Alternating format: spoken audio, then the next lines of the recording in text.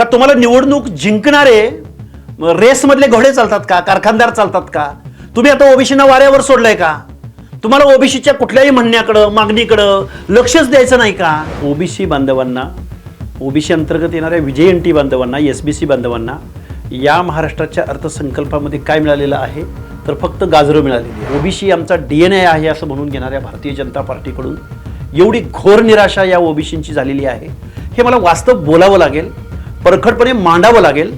कारण महाराष्ट्रामधल्या कुठलाही ओबीसीचा आमदार, कुठलाही ओबीसीचा मंत्री, कुठलाही ओबीसीचा नेता या बजेटवरती बोलायला तयार नाही. हे या महाराष्ट्राचं दुर्दैव आहे. हे मुख्यमंत्र्यांना एक साधं निवेदन दिलंय का तुम्ही? आणि जर निवेदन दिलं असेल तर मग मुख्यमंत्र्यांनी तुम्हाला केराची टोपली दाखवली का? माननीय देवेंद्रजी फडणवीस साहेब हे खूप अजूनही आमच्या त्या GR नुसार जर एखादा कोणी प्रमाणपत्र काढून कुणबीतून प्रमाणपत्र काढून ओबीसीतून निवडणूक लढवत असेल तर त्यासाठी तुमचा आक्षेप असण्याचं कारण काय? महाराष्ट्राचे मुख्यमंत्री देखील जरांगेंना अनुकूल भूमिका घेतात असं तुम्हाला वाटतंय का? ते घाबरतायत असं मला वाटतंय.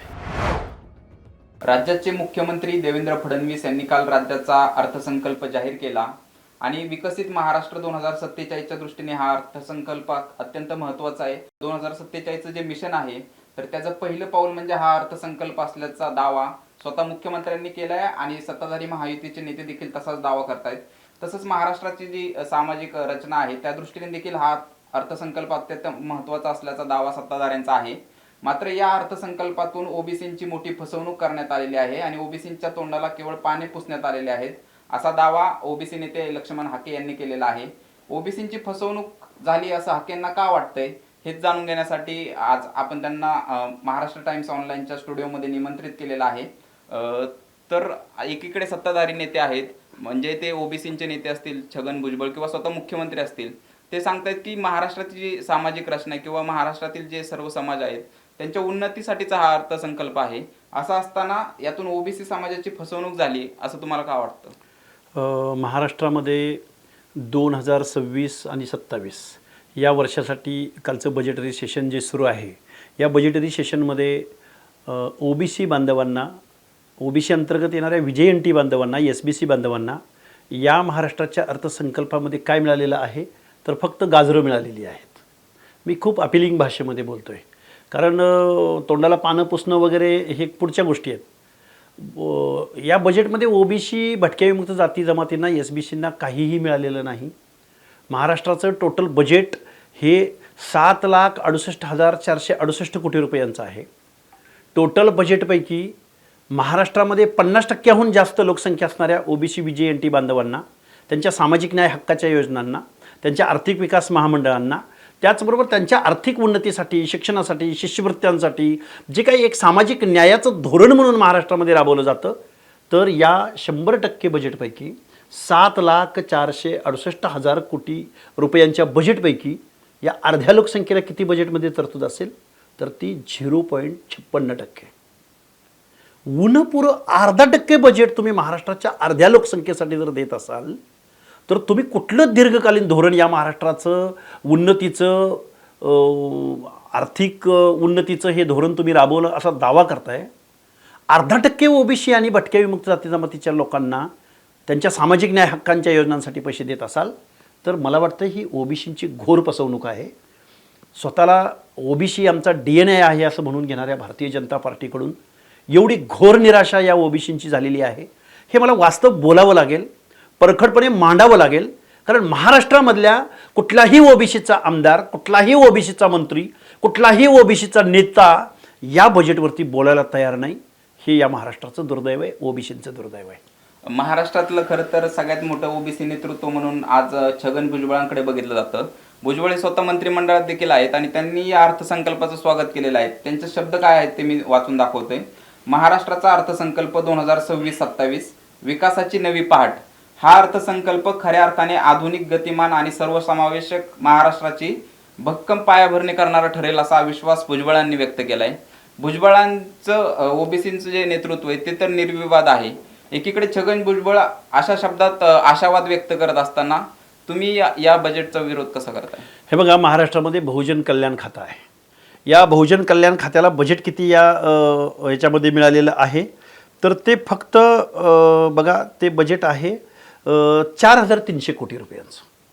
ज्यावेळी ह्या टोटल फिगरला, या अर्थसंकल्पाला ज्यावेळी 4,300 कोटी भागिले जातात त्यावेळी 0.56% बजेट येतं.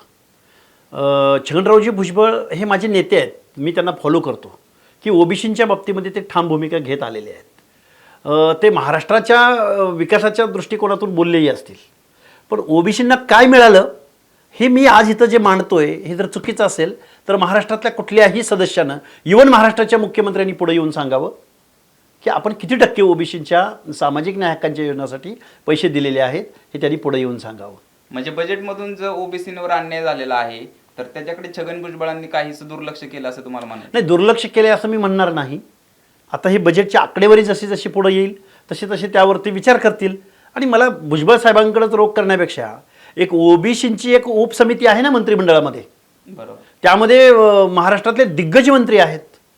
त्या मंत्र्यांनी ह्या अर्थसंकल्पामधून आपल्या ओबीसींसाठी, आपल्या भटक्या विमुक्त जाती जमातींसाठी, बलुत्या अलुत्यांसाठी आपण नक्की काय बजेटरी तरतूद करणार आहात हे मुख्यमंत्र्यांना एक साधं निवेदन दिलंय का तुम्ही? आणि जर निवेदन दिलं असेल तर मग मुख्यमंत्र्यांनी तुम्हाला केराची टोपली दाखवली का ओबीसींच्या बाबतीमध्ये दुय्यम भूमिका महाराष्ट्राचं मुख्यमंत्री महोदय, महाराष्ट्राचं मंत्रिमंडळ घेत आहे का? अशा अनेक सवाल आहेत. आणि असं जर होत असेल आणि अर्धी लोकसंख्या जर विकासाच्या प्रक्रियेच्या बाहेर राहणार असेल, अर्ध्या लोकांना जर सामाजिक न्यायाच्या प्रतीक्षेत राहावं लागत असेल तर कुठलं 46-47 महाराष्ट्र सक्षम करायचं तुम्ही? एवढ्या अर्ध्या लोकसंख्येला तुम्ही विकासाच्या प्रक्रियेच्या बाहेर ठेवणार असाल तर मला नाही वाटत की महाराष्ट्राचं एक हे समतोल धोरण असेल किंवा सर्वांना न्याय देणारं धोरण असेल. जसं तुम्ही उल्लेख केला मागाशी की देवेंद्र फडणवीस जे आता राज्याचे मुख्यमंत्री आहेत आणि त्यांनी स्वतःच आता बजेट मांडलेलं आहे, तर त्यांनी एकेकाळी उल्लेख केला होता की ओबीसी हा भाजपचा डीएनए आहे. तर ओबीसी हा डीएनए आहे म्हणणाऱ्या मुख्यमंत्र्यांनी जेव्हा बजेट मांडलं तेव्हाच ओबीसींच्या तोंडाला पाणी पुसली, तर देवेंद्र फडणवीसांकडून देखील ओबीसींवर अन्याय झाला असं तुमचं मत आहे? आता ह्या बजेटनुसार तर 100% अन्याय झालाय. आणि माननीय देवेंद्रजी फडणवीस साहेब हे खूप अजूनही त्यांच्याकडून अपेक्षा आहेत. पण एकूण आरक्षणाच्या बाबतचं धोरण, मराठा समाजाला कुणबीकरणाद्वारे ओबीसीमध्ये समाविष्ट करण्याचं धोरण, पंचायत राजमध्ये मूळ ओबीसींच्या जागा ज्या नवकुणबी सर्टिफिकेट काढून मराठा समाजाच्या कार्यकर्त्यांनी ज्या ढापल्या, आणि ब वर्गीय महानगरपालिकांमध्ये ओबीसीचं आरक्षण जवळजवळ संपुष्टात आलेलं आहे.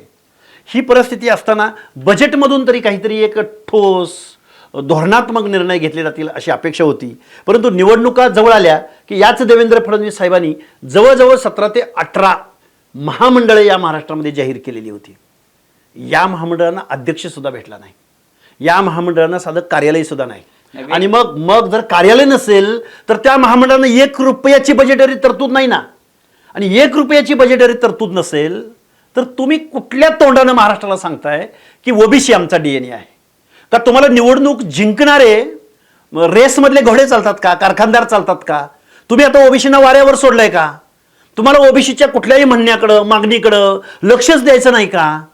असे प्रश्न आहेत ना महाराष्ट्राच्या मुख्यमंत्र्यांकडं. कारण आम्ही 12-13 करोड जनता या महाराष्ट्रामधली आणि त्यातली अर्धी लोकसंख्या ओबीसी भटक्या विमुक्त जाती जमातींची, आम्ही मुख्यमंत्र्यांकडून लोककल्याणकारी राज्य निर्माण करतोय, सबका विकास सबका साथ नरेंद्र मोदीजी केंद्रामध्ये सांगतात. आणि समतामूलक विकास जर तुम्हाला करायचा असेल, हो निश्चित आहे ना, मेट्रो झाली पाहिजे, लाडक्या बहिणीला बजेट तुम्ही दिलं पाहिजे, 25-30 हजार कोटीचं तुम्ही बजेट देताय वर्षाचं, लाडकी बहीण योजना.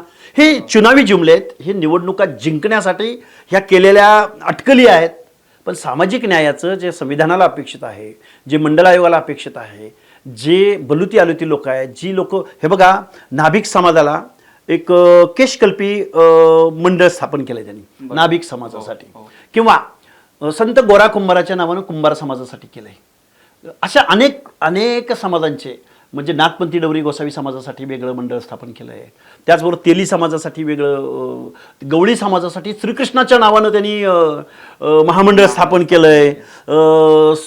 नाभिक समाजासाठी संत सेना न्हावी, शिंपी समाजासाठी संत नामदेव आणि सोनार समाजा, अरे महापुरुष, अरे देवांना तुम्ही फसवायला चाललाय. प्रत्येक आर्थिक विकास महामंडळाला तुम्ही देवांची नावं दिलेली आहेत. देवांना फसवाल ना देवेंद्र फडणवीस साहेब, तुमच्या नावात देव आहे, तुम्ही देवांना फसवाल तर हे देव तुम्हाला अडचणीत आणतील. हे वाक्य माझं आज तुम्ही लक्षात ठेवा. कारण ही संख्या आहे 50 ते 60% ओबीसींची. पुढच्या लवणात ससा आहे, पुढच्या लवणात ससा आहे, पुढच्या लवणात ससा आहे. एक शिकारी जसा आपल्या सवंगड्यांना सांगतो ना, पुढच्या लवणात आता आपल्याला शिकार सापडणार आहे, अशा पद्धतीनं ओबीसींची ससे होलपट या भाजपनं आज रोजी महाराष्ट्रामध्ये केल्याचं या बजेटवरून तरी निदर्शनास येतं. तुम्ही मगाशी राजकीय प्रतिनिधित्वाचा उल्लेख केला आणि स्थानिक स्वराज्य संस्थांच्या निवडणुकीचा. मात्र राज्याच्या मुख्यमंत्र्यांनी जेव्हा मराठा आरक्षणाच्या बाबतीतला जी आर काढला होता तेव्हा स्पष्ट केलं होतं की ओबीसींवर हा जी आर अजिबात अन्याय करत नाहीये, जे मूळचे कुणबी आहेत त्यांनाच केवळ आम्ही दाखले देण्याची प्रक्रिया करतोय असं असेल. आणि तसा जर जी आर असेल, त्या जी आर नुसार जर एखादा कोणी प्रमाणपत्र काढून कुणबीतून प्रमाणपत्र काढून ओबीसीतून निवडणूक लढवत असेल तर त्यासाठी तुमचा आक्षेप असण्याचं कारण काय? हे बघा, आक्षेप असण्याचं कारण असं आहे की जो मराठा समाजाचा व्यक्ती जर कुणबी सर्टिफिकेट घेऊन जर ओबीसींच्या जागा जर घेत असेल तर मूळ ओबीसी त्यांच्या स्पर्धेमध्ये, त्यांच्या तुलनेमध्ये कुठेही टिकू शकत नाही. आणि मराठा समाजाचा सामाजिक न्याय हक्का, सामाजिक मागासलेपण हे सुप्रीम कोर्टानं नाकारलं आहे, अनेक आयोगांनी नाकारलं आहे, सेंट्रलच्या ओबीसी आयोगानं नाकारलेलं आहे. हे सगळं असताना सुद्धा आज पिंपरी चिंचवडचं महापौरपद लांडगे नावाच्या व्यक्तीला मिळालेलं आहे. आज कोल्हापूर शहराचं महापौरपद रुपाराणी निकम नावाच्या व्यक्तीनं ओपनमधून निवडणूक लढवून येणाऱ्या व्यक्तीला मिळालेलं आहे. आज त्या दौंड नगर परिषदेमध्ये नगराध्यक्षपद हे दुर्गादेवी जगदाळे नावाच्या एका महिलेला मिळालेलं आहे. त्या दुर्गादेवी जगदाळेंच्या कुटुंबियांचं जर सोयरसंबंध बघितले तर नेपाळच्या राजघराण्याशी आहेत. या जगदाळे कुटुंबियावरती असं कुठलं सोशल डिस्क्रिमिनेशन आलं असेल किंवा असं काय घडलं असेल यांच्या बाबतीमध्ये सामाजिक दुजाभाव की जेणेकरून त्यांना ओबीसीचं आरक्षण, ओबीसीचं सर्टिफिकेट काढावं लागलं. आरक्षणाची पॉलिसी काय सांगते की जे डावलले गेलेले आहेत, जे पिछडले गेलेले आहेत, ज्यांना सामाजिकदृष्ट्या अवहेलनेला सामोरं जावं लागलेलं आहे, तुच्छतेला सामोरं जावं लागलेलं आहे, ज्यांना दुय्यम नागरिकत्व मिळालं गेलंय, अशा लोकांचं प्रतिनिधित्व म्हणजे रिझर्वेशन आहे. आता मला सांगा, त्या दुर्गादेवी जगदाळेंना असं कुठलं सामाजिकदृष्ट्या मागासवर्गीयपणाच्या झळा किंवा कळा सोसाव्या लागल्या असतील? हे न उलगडलेलं कोड आहे. पण कुणबी जातीला जर ओबीसी प्रवर्गामध्ये सामील केलं गेलं असेल आणि एखाद्याकडे जर आताचा जो कायदा आहे त्यानुसार काढलेलं कुणबी प्रमाणपत्र असेल तर त्याच्यावर आक्षेप असायचं कारण? कुणबी हा कॉन्सेप्ट वेगळा आहे. मी वारंवार माझा मीडियासमोर मांडून झालेला आहे. आणि कुणबावा करणारा कोकणातला कुणबी किंवा विदर्भातला कुणबी किंवा खानदेशातला कुणबी, ज्याच्या बाबतीमध्ये तिथल्या वतनदारांकडून, वतनदारांच्या जमिनीवरती जे कुणबावा करून राहत होते, ज्याच्या नावावर जमीन नव्हती, ज्याला मान सन्मानाची वागणूक नव्हती, ज्याला नाडबंदावर किंवा महिलांना घोळदार साडी नेसायची परवानगी नव्हती, ज्यांच्या बाबतीमध्ये सोशल डिस्क्रिमिनेशन झालं, रत्नागिरी जिल्ह्यामधला काही भाग, सिंधुदुर्ग जिल्ह्यामधला काही भाग, रायगड जिल्ह्यामधला काही भाग, या सगळ्या लोकांना डोळ्यासमोर ठेवून कुणबावा करणाऱ्या कुणब्यांना ओबीसीच्या आरक्षणामध्ये प्राधान्य मिळालेलं होतं. आता मग कुणबी म्हणजे शेती करणारा प्रत्येकजण जर कुणबी तुम्ही जर मानत गेला तर मग जैन समाजामध्ये कुणबी आहेत, ब्राह्मण समाजामध्ये कुणबी आहेत, या सगळ्या लोकांना मग त्या शेतकऱ्यांना तुम्हाला रिझर्वेशन द्यावं लागेल, जे घटनेच्या विरोधामध्ये आहे, जे संविधानाला अपेक्षित नाही, जे सुप्रीम कोर्टाला मान्य नाही, जे राज्य मागासवर्ग आयोगाला मान्य नाही, जे केंद्रीय राज्य मागासवर्ग आयोग, केंद्रीय ओबीसी आयोगाला मान्य नाही. पण राज्याचे मुख्यमंत्री म्हणतात जे नियमानुसार कुणबीमध्ये आहेत त्यांनाच आम्ही प्रमाणपत्र वाटतोय आणि ओबीसीवर कोणताही अन्याय केला जात नाही. मग मुख्यमंत्र्यांच्या या दाव्यालाच तुमचा आक्षेप आहे का? हो आहे, निश्चित आहे. एका बाजूला या महाराष्ट्रामध्ये राधाकृष्ण विखे पाटील यांच्या नेतृत्वाखालील उपसमिती असं म्हणते की आम्ही 48 लाख नोंदी सापडलेल्या आहेत आणि 12 लाख सर्टिफिकेट वाटलेले आहेत. आणि महाराष्ट्राचेच मुख्यमंत्री सांगतायत की 300-350 नोंदी दिलेल्या आहेत. खोटं कोण बोलतंय? राधाकृष्ण विखे पाटलांच्या अध्यक्षतेखालील उपसमिती खोटं बोलती का महाराष्ट्राचे मुख्यमंत्री खोटं बोलतायत का मनोज जरांगे पाटील नेहमी म्हणतात की मी लाखो लोकांना, हे बघा ते रोज सत्कार करतात, एमपीएससीतून सिलेक्ट झाला दादामुळे सिलेक्ट झाला, पंचायत समिती सदस्य झाला दादामुळे झाला, झेडपी सदस्य झाला दादामुळे झाला, महापौर झाला दादामुळे झाला. अरे ओबीसीनी जायचं कुठं? ओबीसीच्या बाजूने एकही आमदार बोलणार नाही, ओबीसीच्या बाजूने एकही मंत्री बोलणार नाही. आणि ओबीसींच्या हक्क अधिकाराच्या संरक्षणासाठी जी ओबीसीची उपसमिती नेमली त्या उपसमितीचा एकही सदस्य अध्यक्ष बोलणार नाही. आणि आत्ता भाजपनं ओबीसी सेलचा जो प्रमुख बनवला योगेश टिळेकर नावाचा, त्या योगेश टिळेकरांनी स्वतःच्या वार्डामध्ये ओबीसीच्या जागेवर मराठा समाजाच्या व्यक्तीला निवडून आणलं आणि त्याचं बक्षीस योगेश टिळेकरांना भाजपनं ओबीसी सेलचा प्रमुख बनवलं. या प्रश्नाचं उत्तर मला कधीतरी देवेंद्र फडणवीसांनी द्यावं की या योगेश टिळेकरांना तुम्ही बक्षिसी देताय का? म्हणजे मनोज जरांगे आणि राधाकृष्ण विखे पाटील यांच्या सेटलमेंटला योगेश टिळेकरांसारखा प्रो मराठा भूमिका घेणारा माणूस ओबीसीचा प्रमुख बनवून तुम्ही ओबीसीच्या जखमावरती परत मीठ चोळण्याचा प्रकार करताय का? हा या महाराष्ट्राच्या मुख्यमंत्र्यांना माझा सवाल आहे. आणि तुम्ही जर ओबीसी डीएनए तुमचा असेल तर ओबीसीच्या हिताचं तुम्ही कोणतं धोरण राबवलं याचं उत्तर आम्हाला ओबीसी बांधवांना मिळालं पाहिजे. आणि हा प्रश्न विचारण्याचं धाडस एक ओबीसी आंदोलक म्हणून लक्ष्मण हाके या महाराष्ट्राच्या मुख्यमंत्र्यांना करतायत. यात जर आमचं काही चूक असेल तर त्यांनी समोर येऊन आम्हाला सांगावं. तुम्ही जे आता प्रश्न उपस्थित करतायत, खरं तर जे कायदे जिथे बनवले जातात, महाराष्ट्रात असेल तर विधानसभा, विधान परिषद आहे, देशात लोकसभा आणि राज्यसभा आहे. राज्यसभेच्या आता 7 जागांवरती निवडणुका झाल्या. या 7 जागांवरती कुठल्याही पक्षाने महाराष्ट्रात ओबीसींना चांगलं स्थान दिले असं तुम्हाला वाटतं का? नाही नाही, हे बघा, ओबीसींना स्थान देणं ओबीसीचा आवाज व्यक्त करणाऱ्या व्यक्तीला दिलं नाही. पक्षाची भूमिका घेणाऱ्या, पक्षाचा झेंडा वागवणाऱ्या, पक्षाच्या अजेंड्यावर काम करणाऱ्या माणसांना जर कोणी प्राधान्य देत असेल तर मग आम्हाला काय मिळणार आहे?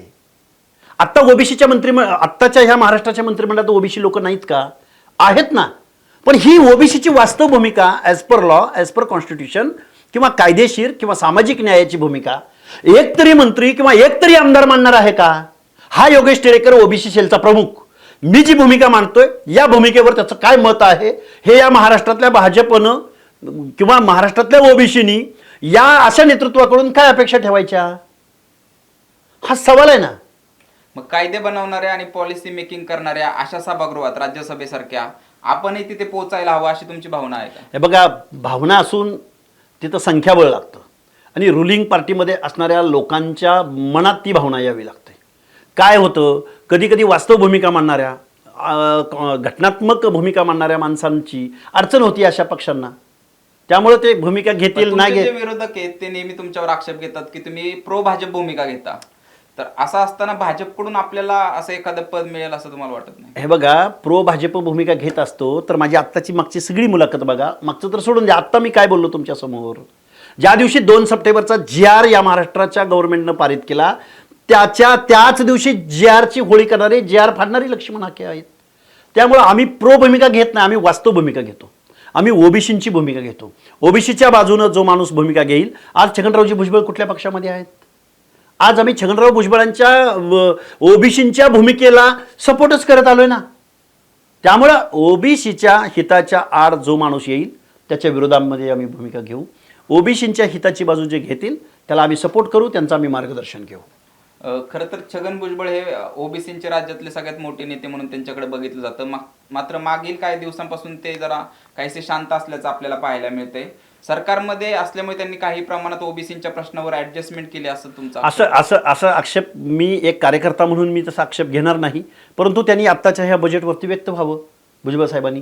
कारण आम्ही बोलणं आणि भुजबळ साहेबांनी बोलणं यामध्ये जमीन अस्मानचं अंतर आहे.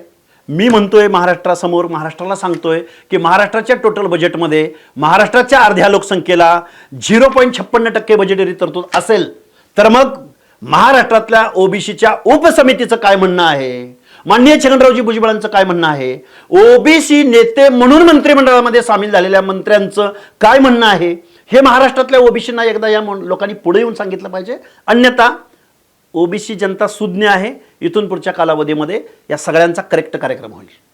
कुणबी नोंदींवरून एक सध्या संभ्रमाचं वातावरण आहे. सरकारकडून एक वेगळे दावे केले जातात किंवा मराठा आंदोलक जे आहेत त्यांच्याकडून वेगळे दावे केले जात आहेत.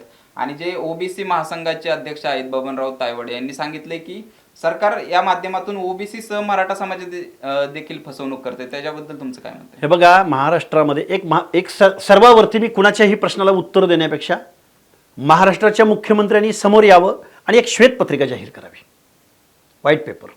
श्वेतपत्रिकेमध्ये सांगावं की निवृत्त न्यायाधीश संदीप शिंदेंची समिती गठीत झाल्यानंतर महाराष्ट्रामध्ये काय झालं, त्याच्या अगोदर काय झालं होतं, ह्याची एक श्वेतपत्रिका जाहीर करावी. कुणी कशाला दावे प्रतिदावे, परत दिशाभूल, परत आंदोलकांच्या भूमिका, या सगळ्या या अस्थिर परिस्थितीमधून वाट काढायची असेल तर मुख्यमंत्र्यांनी एक श्वेतपत्रिका जाहीर करावी. या श्वेतपत्रिकेची मागणी मी या मुलाखतीच्या निमित्तानं महाराष्ट्राच्या मुख्यमंत्र्यांकडे करत आहे. तुम्ही आता बजेटची आकडेवारी सांगितली आणि तुम्ही सांगितलं की सरकार कशा पद्धतीने ओबीसीवरती अन्याय करतंय. सरकार विरोधात तुम्ही तुमची भूमिका मांडली. मात्र तुमची ही जी भूमिका आहे त्याला महाविकास आघाडीकडून काही प्रतिसाद मिळेल अशी तुम्हाला आशा आहे का? किंवा महाविकास आघाडीतले जे नेते आहेत तर ते ओबीसीच्या प्रश्नावरती आवाज उठवतील अशी तुम्हाला आशा हे बघा, आत्ताची परिस्थिती अशी आहे, सत्ताधारी वर्गातले ओबीसीचे नेते असोत किंवा विरोधी पक्षातले ओबीसीचे नेते असोत, विरोधक असोत, विरोधकांना स्पेस आहे ना. अरे एवढ्या अर्ध्या लोकसंख्येच्या मताला अपील करणारे ही भूमिका आहेत ना. तुम्ही रस्त्यावर उतरलं पाहिजे, ही वास्तव भूमिका घेतली पाहिजे, घटनात्मक भूमिका घ्या ना. आम्ही म्हणत नाही फक्त ओबीसींची भूमिका घ्या आणि इतरांना वाऱ्यावर सोडा. विरोधकांच्या मनामध्ये ते धाडस आता उरलेलं नाही आणि सत्ताधारी पक्षांमधल्या माणसांचं ते धाडस आता होत नाही, भीड रेटत नाही साध्या भाषेमध्ये. आणि विरोधक अशा भूमिका घेतील असं मला आत्ता सध्या तरी वाटत नाही. एवढा सत्ताधाऱ्यांचा दादागिरी, थोडक्या भाषेत सत्ताधाऱ्यांची दादागिरी या महाराष्ट्रामध्ये चालू आहे. राजकीय मुद्दा आला म्हणून एक मला प्रश्न विचारायचा आहे राज्यसभेबाबतच.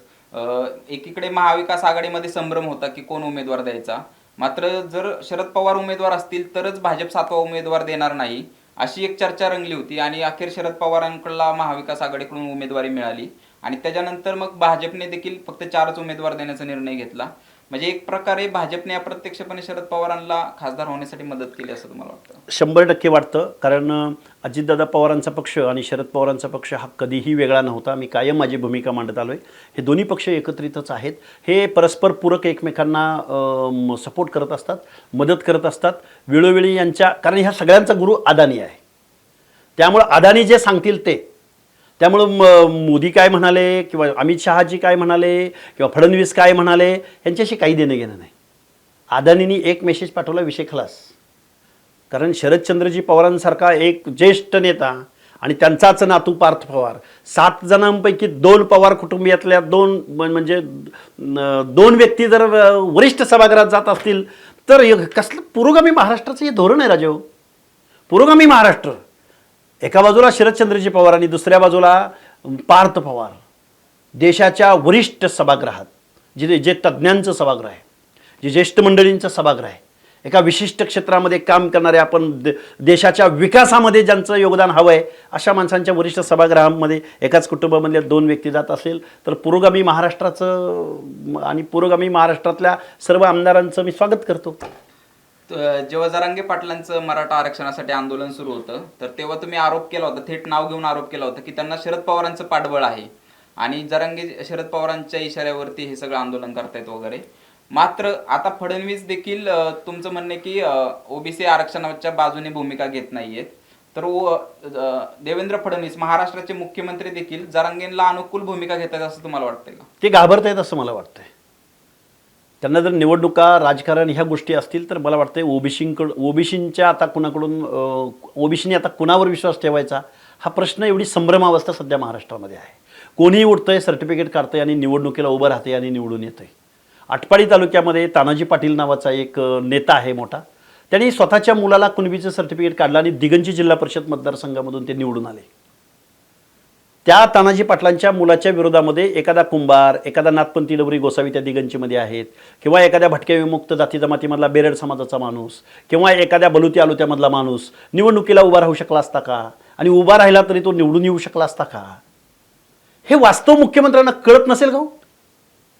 आज पिंपरी चिंचवडचा महापौर असेल, कोल्हापूरचा महापौर असेल, काय परिस्थिती? मग राजकीय तडजोड म्हणून मुख्यमंत्री असे निर्णय घेत आहेत का? नाही, राजकीय तडजोड मग न्यायाचं राज्य राहिलं का? आम्हाला राष्ट्रपतींकडं, मी खूप कार्यकर्ता म्हणून मला महाराष्ट्रातल्या कुठल्याही व्यक्तीकडून आता ओबीसींना न्याय भेटेल असं वाटत नाही. आमचा भ्रमनिराश झालाय. आम्ही राष्ट्रपतींकडे निवेदन द्यायचं का की महाराष्ट्रामध्ये असं सुरू आहे, महाराष्ट्रामध्ये सुप्रीम कोर्टाचं ऐकलं जात नाही, महाराष्ट्रामधल्या राज्य मागासवर्ग आयोगाचं महाराष्ट्रात ऐकलं जात नाही, महाराष्ट्रामध्ये केंद्रीय ओबीसी आयोगाचं महाराष्ट्रामध्ये, सेंट्रल बॅकवर्ड कमिशनचं महाराष्ट्रामध्ये ऐकलं जात नाही. असं आता आम्ही कुणाकडे जायचं, कुणाकडं?